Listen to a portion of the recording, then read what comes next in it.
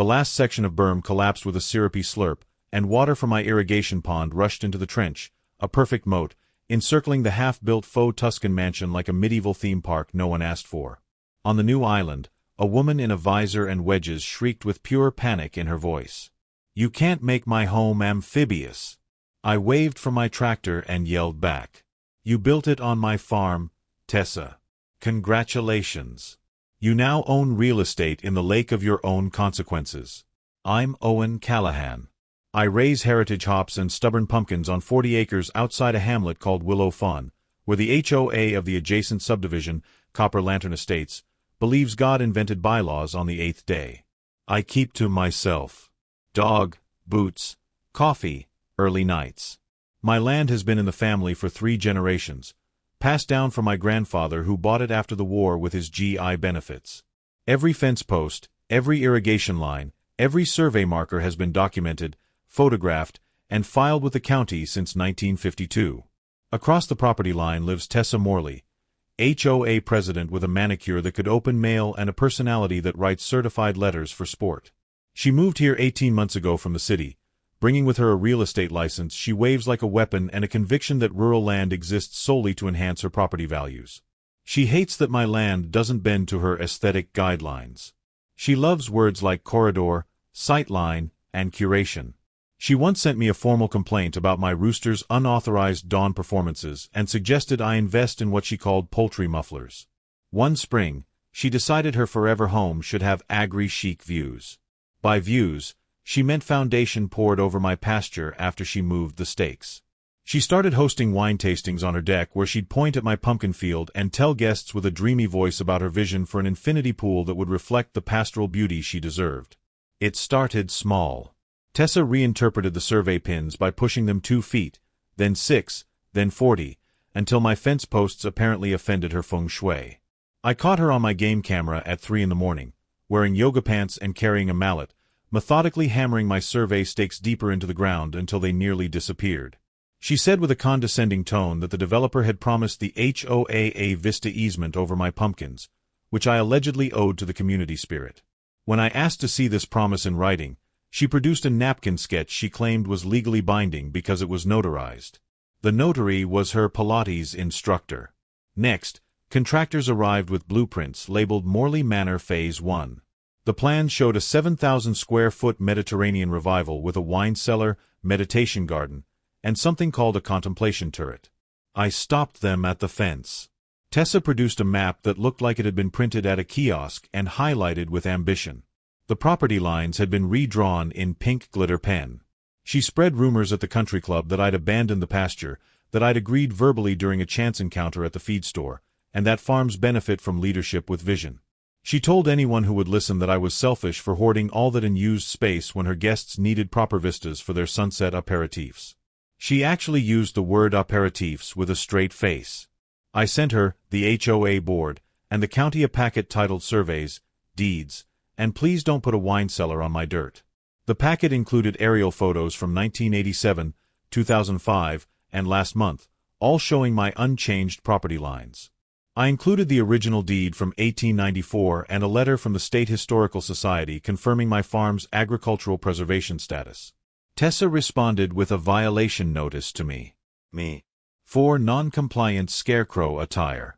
She claimed my scarecrow's overalls violated the visual harmony standards of Copper Lantern Estates, despite the scarecrow being 800 feet from the nearest HOA property. Then she trespassed to host a groundbreaking ceremony. Shovels, ribbon, flute of Prosecco. She hired a photographer and a social media coordinator who live-streamed the event as Tessa Takes on Agriculture. My cows watched like jurors, occasionally mooing what sounded like objections. A week later, a concrete slab manifested like a rash. The crew worked at night using floodlights powered by generators that violated 3 county noise ordinances. Framing sprinted up. Tessa told the crew with dismissive authority that the line dispute was a farmer misunderstanding and not to engage with local folklore. She actually called me local folklore to my face when I tried to serve her with a cease and desist. She tore it up and threw the pieces at my boots, declaring that progress waits for no one, especially not someone who wastes land on vegetables. She filed for permits using the subdivision's parcel number, specifically Lot 47 of Copper Lantern, which was actually the community mailbox cluster. The county rubber stamped what they thought was a remodel of a mail kiosk. When I flagged it, Tessa called the sheriff and claimed with theatrical distress that I was harassing her construction with tractors operated menacingly.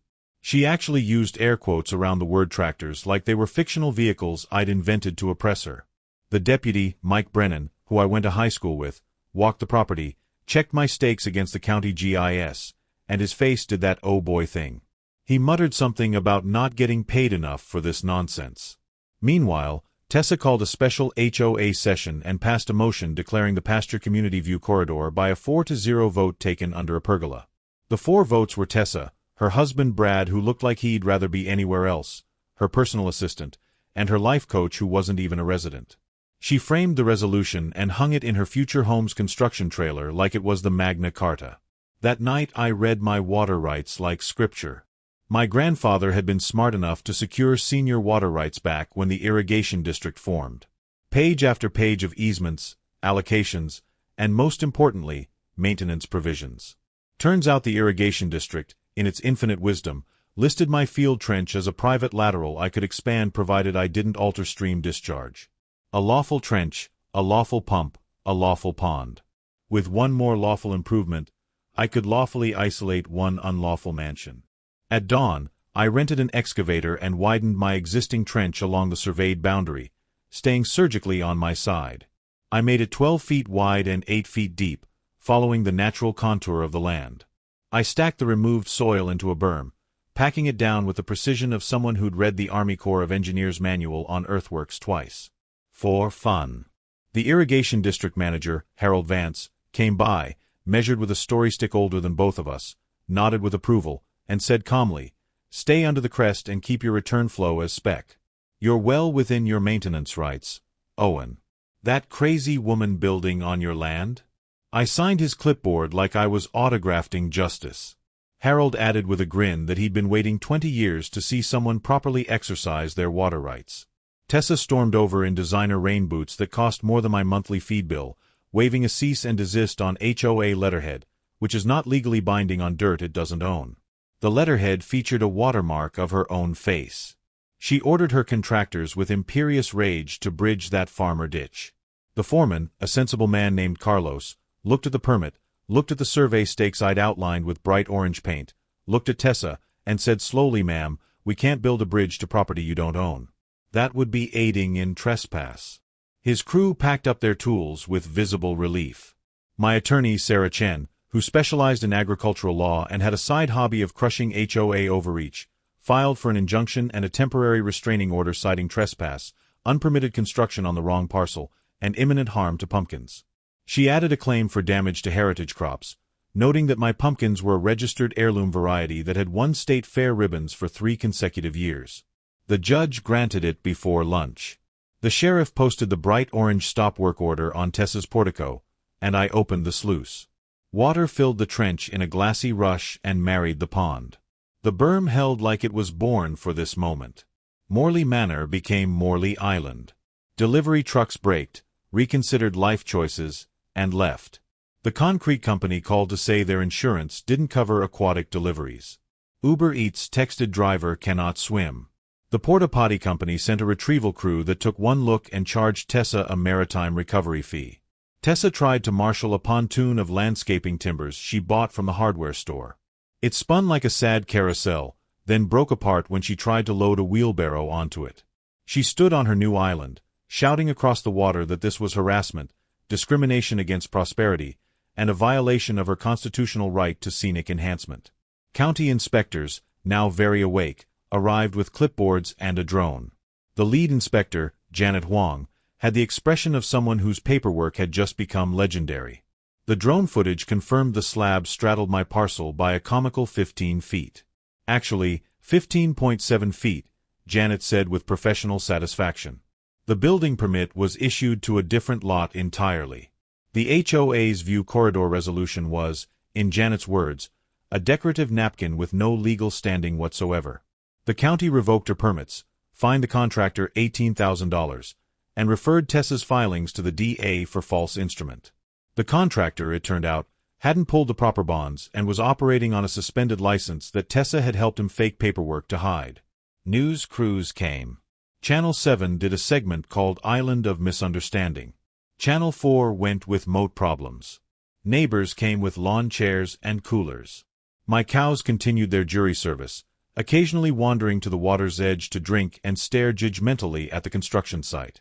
At the emergency hearing, Judge Patricia Thornburg, without smiling, christened it an island of liability. She spent 40 minutes detailing every violation, from fraudulent permit applications to criminal trespass, while Tessa's lawyer visibly sweated through his suit.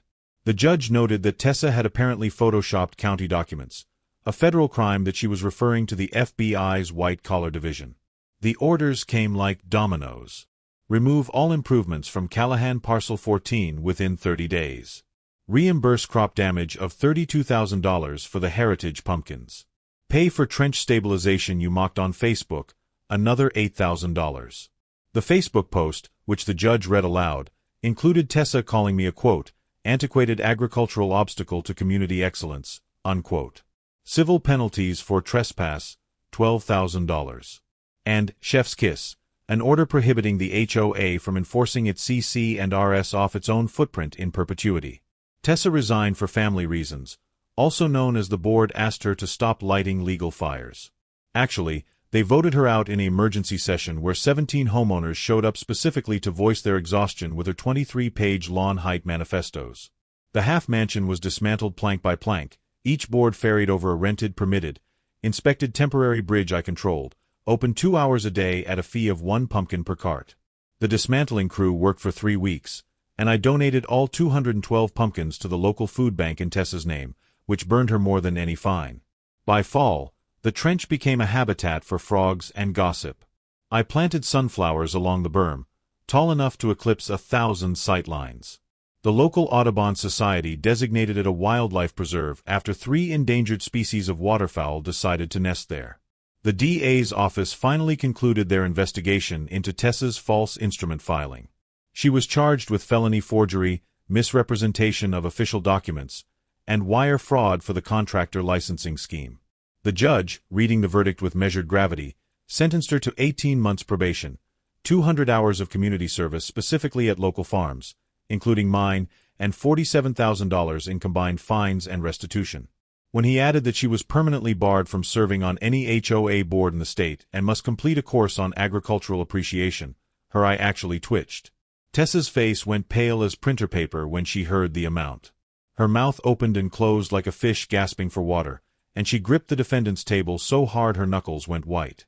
$47,000, she whispered in disbelief, then louder with rising hysteria. $47,000 for a property dispute. The judge's gavel came down one final time. Plus court costs, he added. Another $8,000. Tessa's shriek echoed through the courthouse like a car alarm nobody wanted to acknowledge.